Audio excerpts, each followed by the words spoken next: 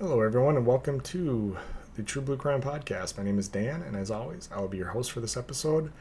This is part 3 of a 3-part series covering the life and crimes of the monster known as Ted Bundy. If you haven't already, please listen to parts 1 and 2, which are episodes 102 and 103 of True Blue Crime, as they cover the early life and the majority of the crimes committed by the man known as the Lady Killer. After this episode, I will be taking my CrimeCon break from both of my podcasts, and after I return, I will be doing 2 new episodes of this podcast and 2 on my True Blue Crime Investigates podcast each week. And in addition, I'll be doing 1 premium podcast episode each week for my Patreon supporters. But before we get to this last episode, let's cover the business side of things. If you'd like to get updates about what the podcast is up to, please like and follow the True Blue Crime Productions Facebook page. More information can be found at the show's website at truebluecrimeproductions.com. And if you'd like to email me directly, my email is truebluecrimeproductions@gmail.com. If you can, please support the show via Patreon or PayPal. Links to make donations are on the website at truebluecrimeproductions.com. Any donation level helps, and it'll help ensure I can keep making free episodes of the podcast and expand the podcast in the future. Any donations will receive a shout out in a future podcast, a thank you message from the host, and some cool True Blue Crime merch. For no cost whatsoever, please rate and review the show on whatever platform you're listening to it on. Thanks so much, and without any further ado, let's dive into this episode of True Blue Crime. In parts 1 and 2, we discussed the early life of Ted Bundy, from his early years filled with family confusion to his move to Washington State, where his mother married a man who would adopt Ted, but also take the brunt of Ted's anger towards his life situation. Some experts believe Ted began killing at 14, as he is a prime suspect in the 1961 disappearance and murder of an 8-year-old girl in his hometown of Tacoma, Washington. And Ted has told many people he started killing before his known murders that started in 1974. After the love of his life broke up with them as he wandered aimlessly through his late teens and early 20s, he focused on his education and a politically charged career. This won him the love of his life back, just so that he could turn around and break her heart as revenge. At the same time his master plan for revenge was nearing completion, Ted started killing teenage and college-aged girls in the Seattle area. His crimes were well planned, well executed, and left little evidence behind. This indicated to investigators that he had killed before and had perfected the act of abduction and murder by 1974. After establishing the rapid pace of 1 abduction and murder a month, Ted committed a double abduction and murder from a busy beach on a summer day. This led to many eyewitness accounts of his name, description, and vehicle. A composite sketch of Ted from the lake drove him out of the Washington area and down to Salt Lake City. From the moment he arrived, women and teenage girls started going missing, and by 1975 he expanded his hunting grounds to Colorado. But in August of 1975, just as Seattle area detectives were closing in on Ted Bundy as a suspect in their as-yet unsolved abductions and homicides from 1974, Ted was about to become the prime suspect in the Utah area murders after a routine traffic stop by an alert highway patrol officer. While on routine patrol in a suburb outside of Salt Lake City, Utah Highway Patrol Officer Bob Hayward observed a Volkswagen Beetle driven by a man who appeared to be cruising slowly in a residential neighborhood. The car took off after seeing the squad car, and Officer Hayward took chase and initiated a traffic stop on the vehicle. After approaching the car, he noticed the passenger seat had been removed and was resting on the rear seats. And so this is something definitely from my time as a patrol officer. I worked dog watch, which was 8 p.m. to 6 a.m. for several years of my career. And from those hours from about 2 a.m., so after bar close, to about 5 a.m., which is where you start to see people waking up and starting to drive around, there's really only 2 types of vehicles that you see driving through neighborhoods late at night. The one that usually would get rookie police officers is the newspaper delivery person. If there's any of the people on listening to this that have ever delivered newspapers, you've probably been stopped by several, especially rookie police officers, because people will actually wake up in the middle of the night and call into the police department. So they'll get up at 3:30 or 4 in the morning because they have to go to the bathroom, And since they're not normally up at that time of the night, as they're going to the bathroom, they look out the window or they hear a car driving and they go check out the window and they see this car slowly driving up and down the street, making stops at people's driveways, and they call it in as a suspicious person, and they don't realize it's a newspaper delivery person. That somehow those newspapers end up on your driveway, your front porch, or wherever it might be every single morning, and that's because it's sometime during the night. It's not a newspaper ferry, it's a newspaper delivery person that is driving their vehicle and delivering these newspapers. So that's one type of person you'll see driving around 3, 4 in the morning in these neighborhoods. But the other type of person is somebody who's prowling, and they may be prowling for one of many different reasons. They may be looking to break into cars that are in the driveways. They may be looking to break into homes. They may be looking to do some type of a peeping Tom activity. But usually people who get off work from, say, some type of a mid shift or get off of work in the middle of the night, the last thing they want to do is drive slowly through a neighborhood. They want to get home and get to bed. So when you see somebody driving slowly through a neighborhood, a lot of times they'll have their headlights off, or they'll just be driving 5-10 miles an hour down the road. It indicates they're up to some type of criminal behavior. So that's what this Utah Highway Patrol officer, this Bob Hayward, sees, is this Volkswagen Beetle driving through a neighborhood in those types of the hours of the day. He immediately realizes something's not quite right. So he chases down this Beetle, stops it. It's Ted Bundy driving. And as he approaches the vehicle, the first thing police officers are trained to do as you approach on a traffic stop is look in the back seat / passenger seat of that vehicle, because if you focus solely on the driver, which you need to do once you get up to the vehicle and have interaction with the driver, then you're watching their hands and what they're doing and all that kind of stuff. But before you make contact with the driver, before you're standing behind that B-pillar engaging that driver in conversation, a lot of police officers will walk up to the car. A lot of them will go to the rear driver's side door if it's a sedan and shine their lights, look in that back seat area. Then they might walk around and approach the vehicle from the passenger side, so they're talking to the driver through the passenger window. This is done for a couple different reasons. One is officer safety, in terms of this gets you out of the roadway, so if people aren't paying attention, they're on their phone and they drift into where your traffic stop is. You don't get hit by the car. If anything's going to get hit, it's the driver's side of this car. You're safely on the passenger side.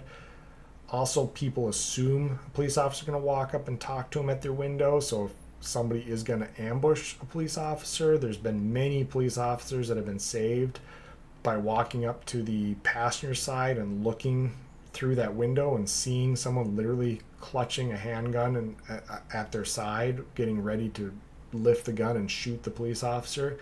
But they don't realize that police officer approached them on the passenger side, because a driver has a great, for the most part, minus the blind spot, view of their side view mirror. So you'll actually sometimes see people staring in their side view mirror, waiting for you to walk up. Whereas you have a better blind spot if you approach from the passenger side. But long story short, Officer Hayward walks up to Ted Bundy's Volkswagen Beetle. He looks in there, is looking for anything out of place. He immediately sees that the passenger seat of this Beetle has been removed and placed into the back seat area.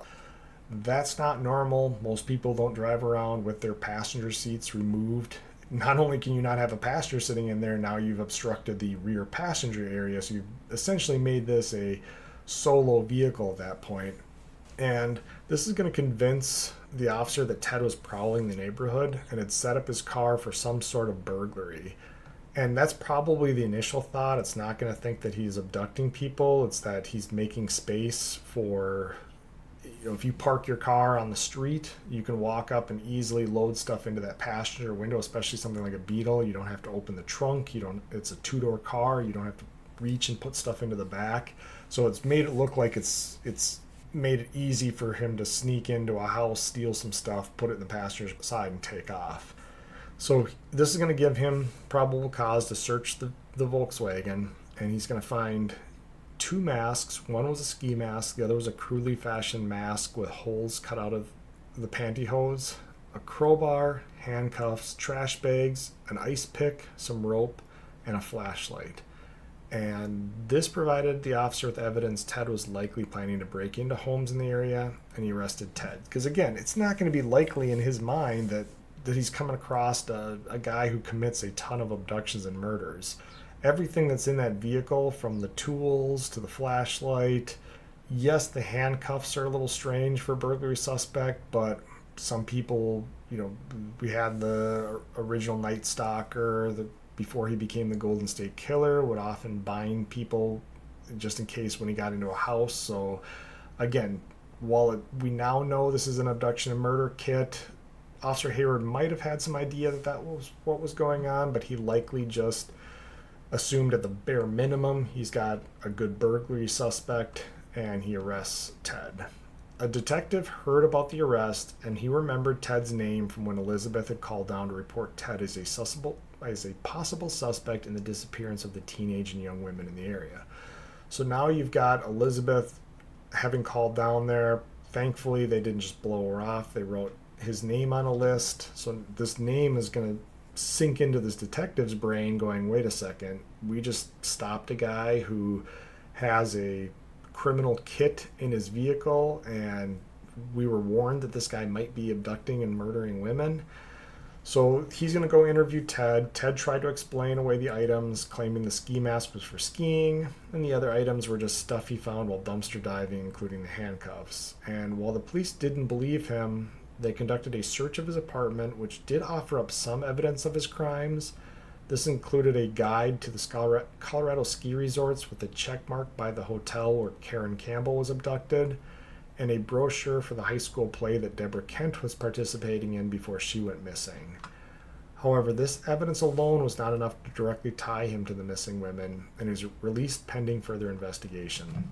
So they've got a ton of circumstantial evidence, because there's nothing in his vehicle is illegal. All of the stuff, the ski masks, even a mask made out of pantyhose, the tools, everything in that kit is legal to own. It's suspicious as hell that you would have all that stuff driving around with your passenger seat removed, but it's not criminal in nature. They can't charge him with anything for it. And it's the same thing, this brochure and this ski resort deal. It obviously points towards him being a very solid suspect in these crimes, but anybody could have these and wouldn't necessarily be linked to the murders. There's no direct link at this point. So unfortunately, they have to let him go. And Ted would actually later tell investigators that if detectives had looked a little harder that day, they would have found his collection of Polaroid photos of some of his victims. And he destroyed these photos after his release from custody. So unfortunately, this was actually a big miss on the part of the detectives, because this would have provided them with the direct link between Ted and a lot of the missing and murdered women. We're going to find out it's not going to likely save any lives, because everything that happens after this is the further crimes he commits are going to actually be after he escapes from custody. So either way, he would have been in custody. It just would have been for some different crimes. But it's just unfortunate because it made the investigation that much more difficult when they missed these Polaroid photos, and then Ted was able to destroy them. And despite releasing Ted, Salt Lake City investigators believed they had located the man responsible for the string of missing and murdered women, and 2 of the detectives flew to Seattle to talk with Elizabeth, while other investigators kept Ted under 24-hour surveillance. This is because they couldn't risk him abducting and killing another woman after they had released him. And so, they believe so strongly that this is their guy that they realize they have to release him. You can't charge somebody for a crime if you don't have probable cause that they committed the crime. Reasonable suspicion is not enough to get an arrest warrant or to get charges against somebody. So, again, while everything that he has is suspicious as hell, they don't have legal grounds to keep him in custody, and they have to release him. So they're going to keep him under surveillance, and in some cases they're going to let him know he's under surveillance. This is not a surreptitious thing where they're hoping to catch him in the act of abducting a woman. If that happens, then yes, they'll have charges, but they're more or less just trying to buy time to build a case against him. Elizabeth told the Salt Lake City investigators how she had continued to find items around her place and Ted's apartment that had no explainable use for Ted. These included crutches, slings, and other medical devices that he didn't need because he hadn't suffered an injury requiring the medical aids, as well as casting plaster, surgical gloves, and a large knife that he'd never used for cooking. Furthermore, Elizabeth explained that Ted had never been with her on any of the nights that the women had gone missing in the Seattle area, and that he kept a tire iron that had been converted into more of a weapon in the trunk of her Volkswagen Beetle, which he sometimes borrowed from her. From the detective, she learned of Ted's cheating relationship with Diane Edwards in 1973, leading up to the string of murders. She even learned that Ted had introduced Diane to others as his fiancée during a time when he was dating Elizabeth. I'm assuming that this was done by the investigators to create an even more hostile situation between Elizabeth and Ted. It's one of those things where even though she's gone out of her way to report her suspicions, it's still somebody that she has feelings for. It's somebody that she had spent time with. So while she suspects Ted of committing these crimes, she may be holding back certain information, either hoping that in the case that he's not the killer, she can continue to date him. But investigators are going to drop some of these relationship bombs on her to hopefully have her, if she does have any information she's holding back, this new information is going to make her a very vindictive witness that's going to release further information that she might know about Ted. And I didn't see anything in the research about that, but just reading that the detectives were informing her of this stuff made me think that this is obviously a tactic they were using to get more information out of Elizabeth. And as detectives were trying to gain that valuable information about Ted from Elizabeth, Ted was busy trying to dispose of evidence in Utah. After destroying the Polaroids that were missed in the search of his apartment, he sold his VW Beetle that he had used in the majority of his attacks to a teenager. Because he was under constant surveillance, investigators swooped in after the sale and advised the teenager that they wanted to thoroughly search the car for evidence, and the new owner consented. And we've talked about this in previous episodes. Automobiles are exempt from search warrants at the time of the stop. So if a police officer sees something in plain view or has probable cause to believe that a car contains evidence of a crime, the police officer does not need to get a search warrant to search that vehicle for that evidence. However, some courts challenge that from time to time, even though it's an accepted exception to the search warrant, mainly because if you're going to plan on towing that vehicle or basically taking that vehicle into custody, you then have time to obtain a search warrant. So there is some gray area when it comes to searching vehicles. But once you've released that car back to that person, once the traffic stop is over, it's not like you can go find that car again without a search warrant and be like, hey, our bad, we really want to search this car. We couldn't do a really good job of searching on the side of the road, but we don't have a search warrant. We just want to look at it a second time. But because he gave up ownership of this vehicle through this sale to a private party, he's then given up all rights to anything in that vehicle, any privacy concerns. And so once they get consent from this new owner to tear apart this car, they can do whatever they want within permission of the new owner to try to find evidence. And so FBI technicians dismantled the car piece by piece and located key items of evidence that had been missed by Ted. This included human hairs, later identified as consistent with hairs from Karen Campbell, Melissa Smith, and Carol DeRange. This was important because DNA wasn't being used yet, and hair comparison, while it was an accepted science, it didn't hold the same weight as fingerprints.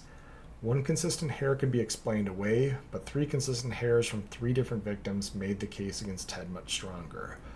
So hair is not a fingerprint. Hair is not identifiably unique between individuals. It can be used to exclude individuals. You can look at hair from 2 different individuals and say this is hair from 2 different individuals, but you can't 100% definitively say that this hair came from this person. You can only say that this hair is consistent with other hairs found from that person. So in the case of Karen Campbell's hair, if they had only found that one hair, defense attorneys can jump all over that and say, that hair could be from anybody. He went on a date with this law student at law school in Utah, and she happens to have hair that's very similar to this missing person.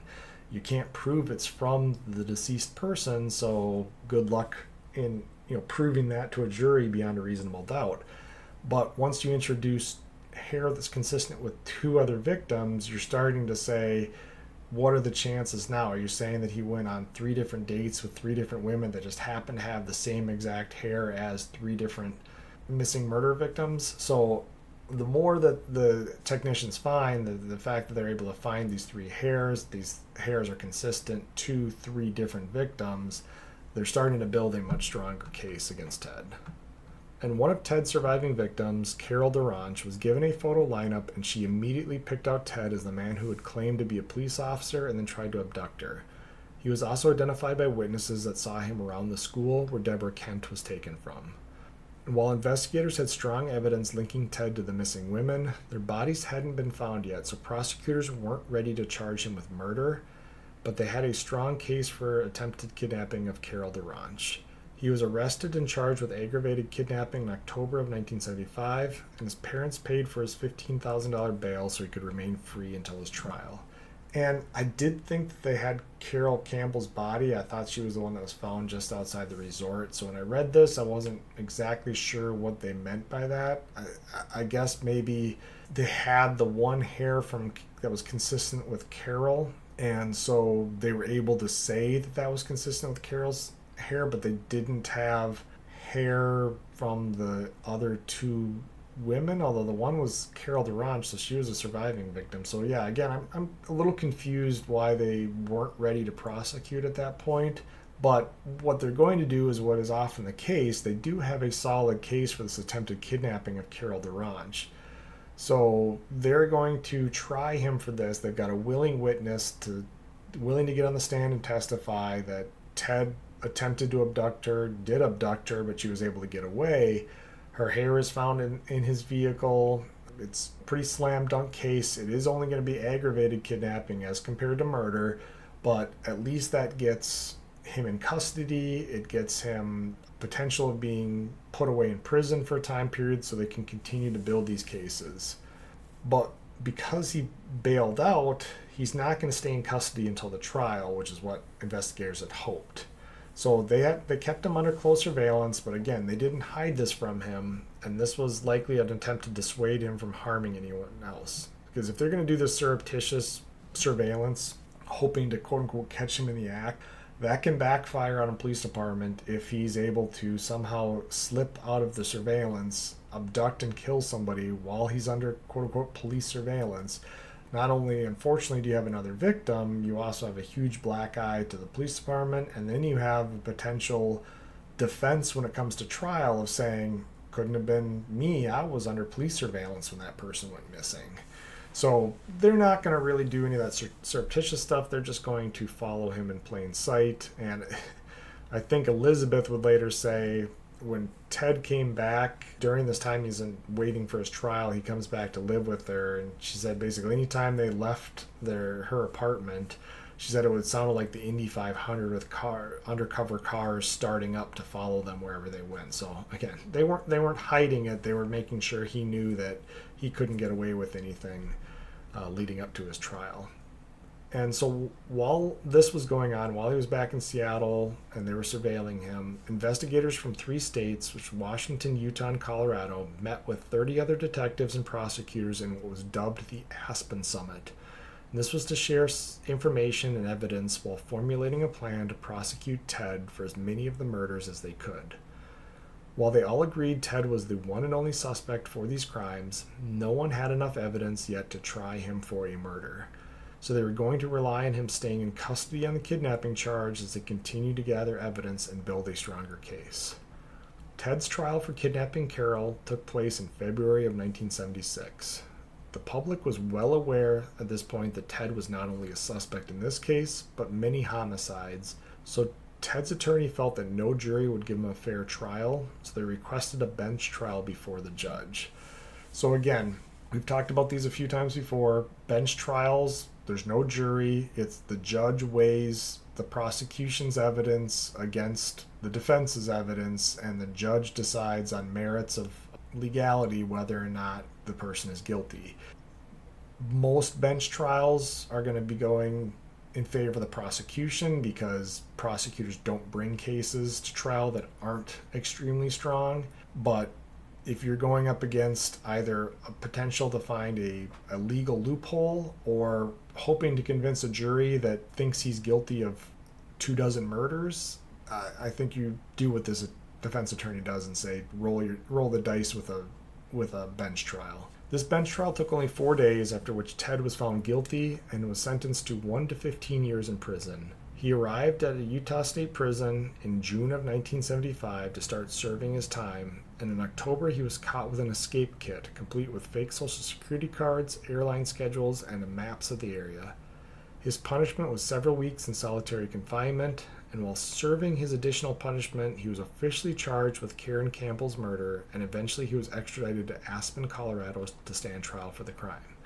So again, that was the crime they had the absolute most evidence for. That was they have her body, they have the pamphlet from his apartment with the check mark next to the hotel she was staying at when she disappeared. They have her hairs consistent with her in his vehicle.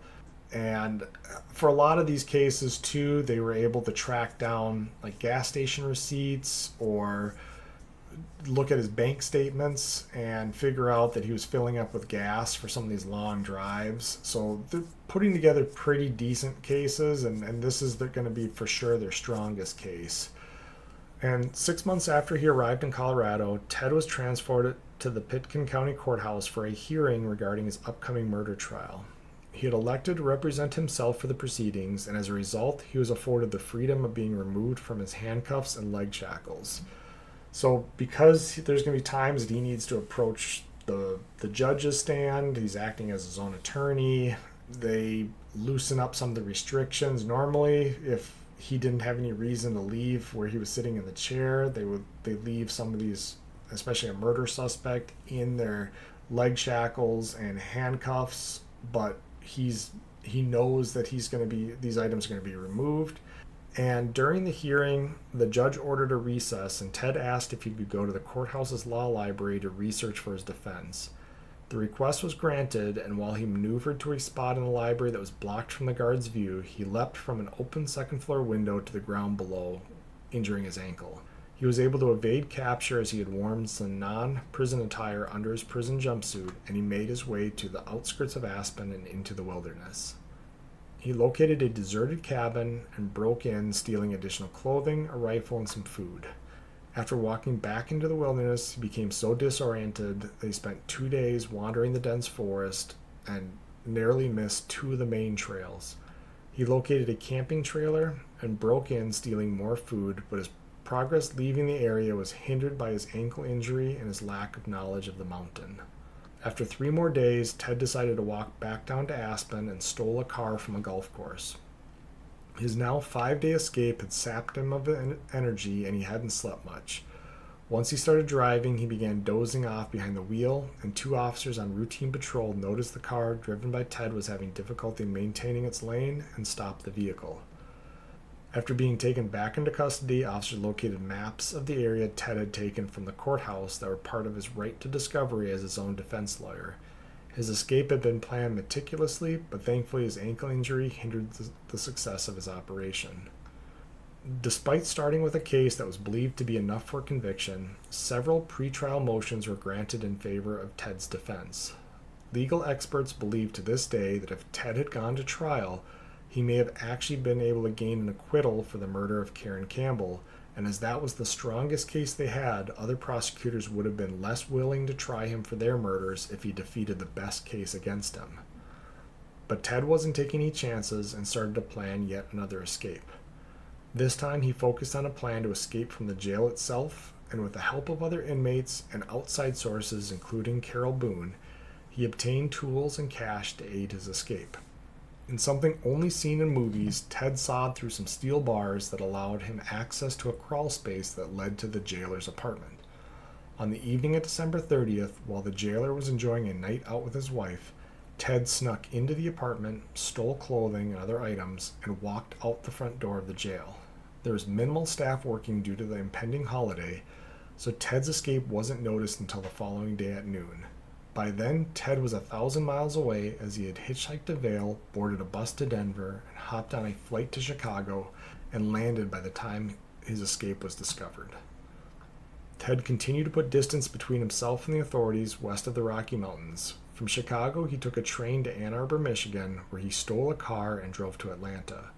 He then bought a bus ticket to Tallahassee, Florida, and arrived there on the morning of January 8, 1977. After one night in a hotel, he found a room for rent near the Florida State University campus. While his original plans included getting secure employment and laying low for a while, Ted lacked any documentation that allowed him to get a job. So he used what cash he had been given by Carol Boone and then shoplifted and stole whatever else he needed to get by. Despite his desire to lay low, Ted could not resist returning to his life of inflicting pain and misery on others. On January 15th, around 2:45 a.m., he broke into a sorority house on the FSU campus and attacked 4 members of the sorority as they slept. He struck 21-year-old Margaret Bowman with a heavy piece of wood and then strangled her with a nylon stocking. His next victim was 20-year-old Lisa Levy, who he also bludgeoned and then sexually assaulted and strangled. 21-year-old Kathy Kleiner was in an adjacent bedroom, and he struck her, breaking her jaw, and also attacked her roommate, 21-year-old Karen Chandler, also breaking her jaw and knocking her teeth loose while giving her a concussion and a broken finger. A pair of automobile headlights illuminated the room as someone had pulled into the driveway and Ted fled. The lights had saved the lives of Kathy and Karen. The lights had come from a car driven by sorority sister Nita Neary, who observed Ted fleeing the home via the back door as she walked up to the house. Ted, despite his close call, wasn't finished yet, and 5 blocks away he entered the basement apartment of 21-year-old Cheryl Thomas, where he struck her on the head while she slept. The attack fractured her skull and broke her jaw, but neighbors in the apartment above heard the attack and called police, who arrived shortly after Ted left. Cheryl survived but suffered permanent damage. Technicians located a semen stain on her bed and 2 hairs that would be later consistent to hairs collected from Ted Bundy. After these attacks, Ted stole a Florida State University van and drove east 150 miles to Jacksonville, where he attempted to abduct a 14-year-old girl. Her older brother happened to see the interaction between Ted and his sister, and he intervened and scared Ted off. Undeterred, Ted drove 60 miles west and parked outside a middle school, where he stalked and abducted 12-year-old Kimberly Diane Leach. Her body was found 7 weeks later, 35 miles away in a state park. Ted returned to Tallahassee but didn't have enough cash to pay rent for another month, and on February 12th he stole a car, another Volkswagen Beetle, and drove across the Florida Panhandle. On February 15th, he was stopped by Pensacola police officer David Lee just before the Alabama border. The officer had run a check on the VW's license plates and found it was reported stolen on February 12th. After approaching the vehicle and telling Ted he was under arrest, Ted attacked the officer, sweeping his feet out from underneath him and shoving him to the ground. Ted took off on foot, trying to evade the officer, but Officer Lee gave chase, fired 2 warning shots, and tackled Ted, taking him into custody.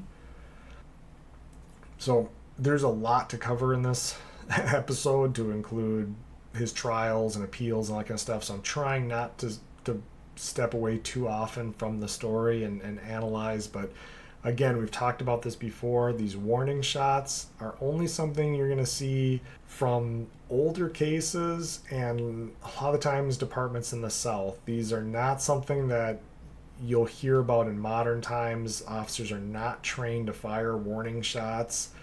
You're trained to only fire your service weapon if you are facing a deadly threat situation, and just chasing after somebody is not a deadly threat situation. And we're going to find out Officer Lee doesn't even know who this person is. Now, there is a fleeing felon rule where officers can shoot someone who is running away if they believe that that person poses a significant danger to others if not immediately apprehended.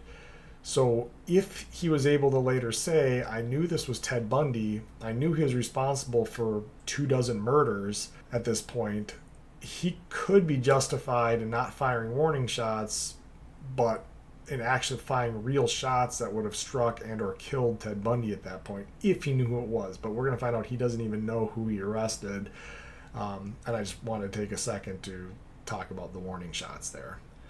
A search of the stolen Volkswagen found 3 IDs belonging to female Florida State University students, 21 stolen credit cards, which I also found strange because this is 1970s and credit cards are, I think, pretty rare. So the fact he found 21 stolen credit cards to me is pretty shocking. And then they also found a stolen TV, which is something we hadn't talked about, but Elizabeth, when she talked to authorities, she also said Ted would always have new TVs, new speakers, new stuff in his house, even when he wasn't working jobs where he could afford that stuff. She always assumed that he stole it or shoplifted it, but it would be later confirmed Ted would confess that pretty much anything that in his life that was valuable or was expensive was something that he stole.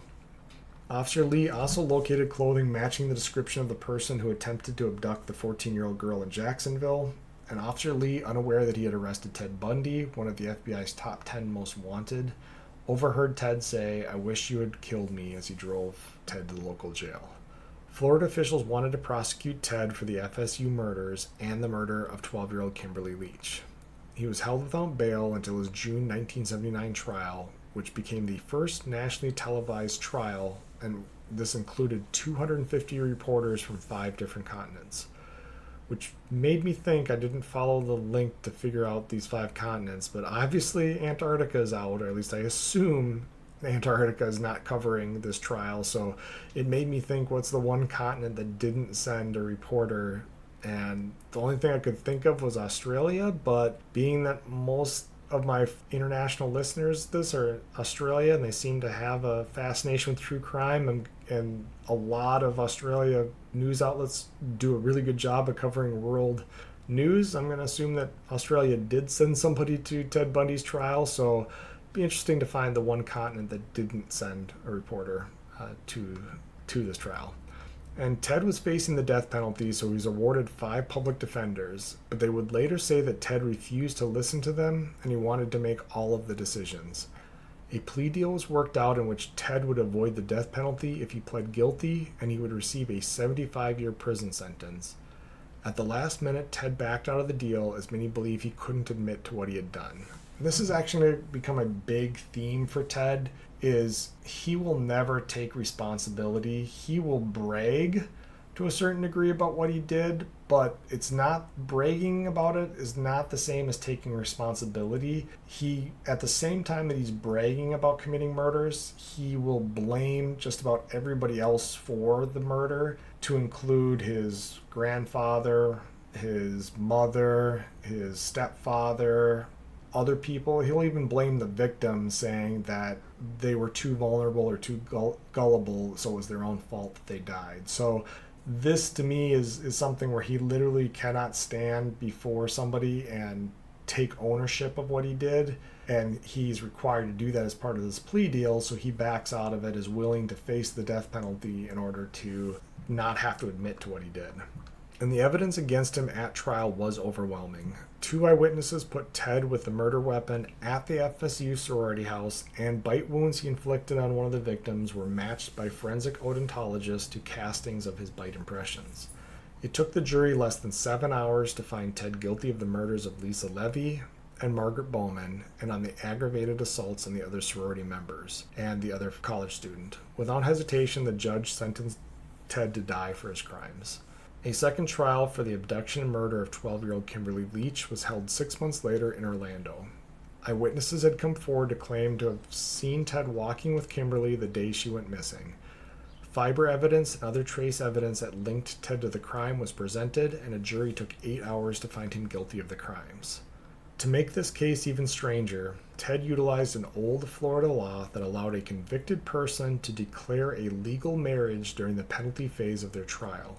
Carol Boone was called by Ted to be a character witness during his sentencing phase, and while she was on the stand and he was acting as his own attorney, he proposed to her, and when she accepted, he used the law to declare their marriage legal.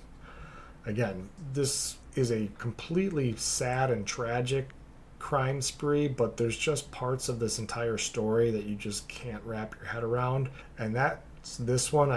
I'm sure there was something back in, I don't know, maybe the 1800s where for whatever reason, property rights, something or another, if you're facing death, you can declare a legal marriage so that you have a next of kin or something like that after or during your sentencing phase. And he found this obscure law and decided to make use of it by proposing to Carol, who we're going to find out later, she believed he was innocent. So she was a witness for the defense for both of his trials, and then as a character witness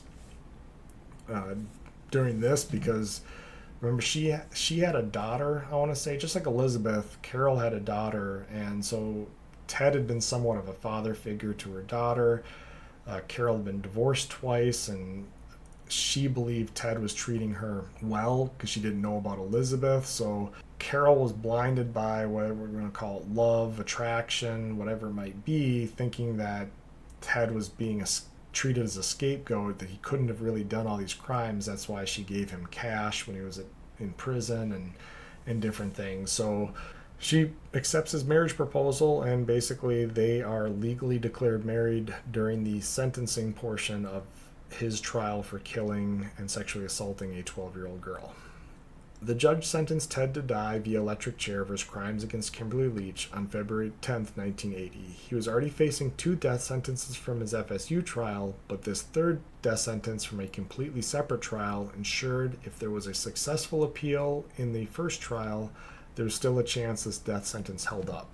So because he was tried for both the murders and all the aggravated assaults on Florida State University campus in that one trial, his 2 death sentences from there are the result of one trial. So if any part of that trial under appeal is found to have a mistrial, or the conviction can get overturned, or whatever it might be, there's no recourse. The prosecutors either have to retry it, they have to go through this whole process again, and that's with either of the murder charges. If they find one issue with the entire trial, both of those death penalty convictions could be taken away. Because this was a completely different trial in front of a completely different jury, it was a kind of a backup plan. Even though he was facing 2 death penalty convictions for that one trial, another death penalty conviction here means that there's less likelihood he's going to be able to beat all of his death penalty convictions. And while he waited the appeal process for his death penalty convictions, Ted started to open up to several people, granting them interviews and explaining why he had turned to a life of crime. While he would admit to all of his crimes, all the way from theft to murder, he would say they were about possession and that he was obsessed with possessing what he wanted. Often that meant a new TV or speakers, but this included women. He would abduct, sexually assault, and murder women because that way he could possess these women completely. Every part of the act, from the abduction all the way to revisiting corpses, was about him taking full possession of their life and even possessing them after their death. It satiated his twisted desire for having anything that he wanted and maintaining sole ownership of it. He admitted to a profile with the FBI Behavioral Analysis Unit that by 1974 he had perfected the art of possessing someone through the abduction, sexual assault, murder, and desecration of their corpse. This implied that he had honed these skills via prior crimes that he refused to admit to. It's likely those crimes are filled with mistakes and blunders that Ted was afraid to admit to, and would only confess to his quote-unquote perfect crimes. Ted continued to try to escape from prison, and in 1984 he was found with 2 hacksaw blades in his cell, and the bars of his windows had been cut and placed back in place with makeshift adhesive using prison soap as a base. From then on, he was constantly moved from cell to cell to make his escape attempts more difficult. While his appeals were being reviewed, an execution date for the FSU murders was set for March 4th of 1986. This was later pushed back to July 2nd, and 15 hours before he was set to be executed, the Supreme Court issued a permanent stay of execution due to what they saw as technical errors during his FSU capital murder trial. In response, the Florida correctional system issued an execution date of November 18, 1946 for his death sentence for Kimberly Leach's murder. This was stayed again on November 17th for further appeal and review, but when those appeals were upheld, a firm execution date of January 24th, 1989 was established. The public, especially in Florida, was incensed at the delays in the execution, and that sentiment was echoed nationwide by death penalty supporters. But the government later stated these delays were part of the process, and the system moved as fast as they could to execute Ted Bundy.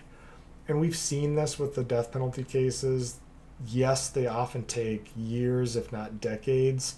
And it was said that in this case, this was as fast as the case could move under the normal appeal process, that Bundy and his lawyers did not outwardly attempt to delay the execution. They didn't throw out a whole bunch of frivolous appeals or anything along those lines that often result in those decades-long delays for the execution. But short of the cases we've talked about where somebody has literally said, I'm giving up all my appeals, I want to die ASAP, this is as fast as the automatic appeals process can move. So while people were upset and felt like these were unnecessary delays, the government would come out later and say, this literally was a fast execution under the American justice system. We went as quickly as we could. And as his execution date approached, Ted welcomed investigators and reporters to speak with him about his crimes. He spoke openly about the crimes themselves and the demented things he did with the corpses after he murdered the women. He admitted to several other murders during the years he claimed to be active, but he didn't know the identity of some of the women he abducted and killed. People who spoke with him later stated they got the feeling Ted's crimes were his own personal trophy case in life. He remembered vivid details of the crimes and victims as if he had revisited them in his mind at regular intervals, maintaining that trophy case and expanding it over time. And this is truly what people believe that he did, and several serial killers do. This is why some of them keep souvenirs. This is why many of them go back to the sites of their crimes. Is it allows them to relive it, and it becomes a point where, just like some people do with the happy moments in their life, whether it's a birth of a child, their wedding, an amazing vacation, whatever it might be, those are the situations you can often take your mind back to and relive and enjoy those moments. He did that, but he did it with his abductions and his murders and different things that he did. He kept those as the trophies in his mind, and he would revisit them so often that when investigators and reporters would ask him specifics about crimes that had occurred 8, 10 plus years ago, he could recall them as if they occurred just yesterday. And despite his willingness to confess some crimes, Ted did not want to be executed. He pushed for clemency and developed a personal relationship with a female attorney who then used a deceitful tactic of writing to the surviving family members of Ted's crimes in Utah and Colorado and asked them to write letters to the Florida governor requesting a stay of execution so that Ted had more time to help investigators locate their missing loved ones. So he develops this personal relationship with this female attorney who develops feelings for Ted. So she's willing to do just about anything for Ted, to include sending letters to these families of these missing loved ones. Their bodies haven't been found, and so her tactic is, hey, if you write the Florida governor and tell him, please put a stay of execution for Ted's execution date, Ted will promise to work with investigators in Utah and Colorado and try to locate your deceased loved ones' remains. These are people who have yet to be able to bury their daughters because Ted disposed of their bodies and either couldn't remember where they were or hadn't had enough time to really help investigators search for those bodies. And so they use this tactic, but this is going to fail because many of the family members would state that they knew their loved ones were gone and the monster responsible didn't deserve another minute of life on this earth. The governor of Florida saw through the immoral tactic, and he actually stated publicly that he would not allow Ted Bundy to use the bodies of his victims as a negotiating tactic. Carol Boone, who had married Ted in court and believed in his innocence, changed her mind when he started confessing to reporters and investigators leading up to his execution. So she, right up until he started to actually confess to reporters and investigators, she believed he was innocent of these crimes. I don't know how. I don't know how you could live with this person, and maybe it's just a self-defense mechanism that Carol came up with, that she literally couldn't see herself being involved with a man this vile, this evil. And it took until he finally flat out said, yes, I did these things, before she went, oh my God, I was with this guy. And it didn't help, obviously, that he had developed this relationship with his female lawyers while he's married to Carol. So, or Ted, the well-known man of infidelity, continues this even while he's in prison. And eventually Carol realizes that Ted had betrayed her, and Ted had basically used her for their entire relationship. So she moves back to the Seattle area with her daughter, and she refused to speak to Ted, and she even turned down a call from him on the morning of his execution. The switch was flipped, ending Ted Bundy's life and reign of terror at 7:16 a.m. on Tuesday, January 24th, 1989. He was declared dead as people sang, danced, and set off fireworks outside the prison where he was executed. He was cremated, and his ashes were spread at an undisclosed location in Washington state. In the 34 years since Ted's death, he has been one of the most studied and documented serial killers in American history. Legal experts state he was well versed in criminal forensics and was so organized that he planned his killings not only in such a way that he left little evidence behind, but he selected different geographic areas to impede law enforcement's recognition of his crime pattern. Ted was a master manipulator and used minor adjustments to his appearance to hide in plain sight. He was able to approach multiple people in daylight and later commit crimes, but yet no one could affirmatively identify him until late in his murder spree. And I think, people point to the struggles that people had back in Washington and Seattle identifying him. And I think if you realize at that point in his life, he had a steady, well-paying government job, he was more apt to look a little different, I guess, if he tried. And he also went through that massive weight loss. It was 15 pounds, but still, it's going to change some facial features on people, change potentially the cheek and jawline and that kind of stuff. And then you compare that to when he's down in Seattle, when he's down in Utah and when he's down in Florida. Maybe he just didn't have the time or the resources to change what he looked like. Maybe he just didn't care. He just got lazy and didn't try as hard to hide different features of his face. Didn't change haircuts as recently. Just little different things that maybe things that he did early on, he stopped doing and made it so that he was more easy to identify. And prior to his execution, Ted went through several psychological examinations. Almost all of the psychologists arrived at the conclusion that Ted suffered from antisocial personality disorder. This mental condition prevents people from forming emotional attachments to most people and can result in poor impulse control, violent tendencies, and complete lack of remorse. And just like with anything else, just because somebody is diagnosed with some type of a mental illness does not mean they're going to become a serial killer, does not mean everybody that's diagnosed with antisocial personality disorder is going to become a Ted Bundy. And that's because even psychologists' opinions differ on the causation of the disorder, but most are going to agree that it's a combination of both genetic and environmental influences. So while Ted's father's unknown, it's likely that his father suffered from something very similar, and this would have contributed to his ease of abandonment of his child, because if you're a guy that is in a relationship with a woman and then she gets pregnant, there's certain guys out there that will stay with that woman, will become a father to that child. Even if there's not a romantic relationship, he'll still be a decent co-parent to that child and be involved in that child's life. And then you have the people that are the men that just, as soon as they find out they're potentially going to be fathers, they just disappear. And it takes a certain type of person to know that you fathered a child somewhere in this world that you're never going to meet, that you're never going to know anything about. I'm not that type of person. I'm not the type of person that would be able to know, hey, there's a child out there somewhere that I don't know about, but I'm okay with that. That would bother me for the rest of my life, that this child doesn't know who their father is, that there's a boy or girl out there somewhere that is looking for their father, looking for me.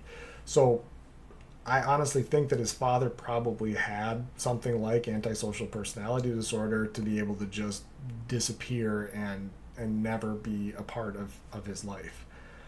And then we look at Ted's grandfather, who we mentioned in part 1, and he was said to be an abusive drunk by many people. And if this is true, Ted would have witnessed some traumatic domestic violence towards women and violence towards animals from the only person he ever really considered a father figure. And this occurred at a very young age and likely contributed to his propensity for violence towards others as a child and into adulthood. And we go back to his grandfather kept pornography around that he found as a very young child, and it was said some of this was violent pornography. So we're putting images into a very young child's head of violent sex, of violence against women, violence against animals. So if this is all true, some point to it not being true and saying Ted Bundy just made this all up so that he could blame somebody else for his problems. But there's a lot of people that believe this did happen, or at least to some degree it happened, and the combination of that genetic and environmental factors is what contributed to his propensity for violence as a child and into adulthood. And this, combined with limited impulse control and a strong desire to possess items, starting with an imaginary father, led Ted to a world where he took what he wanted, and without normal emotional and moral guidelines, this included committing acts of horrible violence against others. In total, Ted Bundy confirmed with investigators that he killed 30 women between 1974 and 1978, but he made several comments about the number being much higher. He has claimed to have killed anywhere between twice that number to around 130 people. Despite some people believing he started at age 8 with 8-year-old Ann Burr, he did once confess to killing an unnamed boy as his first murder when he was around 12 years old. There are an additional 18 named murders that are linked to Ted, making his likely victim count at least 48, but most experts agree an accurate number is somewhere around 75. While his total number of victims is open for debate, the fact that he was a sociopathic, inhuman monster is widely accepted. The world is a much better place without Ted Bundy alive, and hopefully there will never be a killer like him again. But that was the story of Ted Bundy. Thank you guys for listening. Remember, stay tuned for those future episodes, which are going to include episodes of True Blue Crime Investigates. You can find that through the website and on all the major streaming platforms. And eventually, if you do join through support via Patreon, you're going to have access to those True Blue Crime weekly premium episodes as well. And for more information on that, you can either write me at truebluecrimeproductions@gmail.com, and you can also find me at True Blue Crime Productions on Facebook. So thank you guys for listening. Again, I'm off to CrimeCon in a few days here. Been a great 3.5 months recording episodes for you guys, and I look forward to the future of True Blue Crime Productions. So thanks a lot, guys, and we'll talk to you after CrimeCon. Later.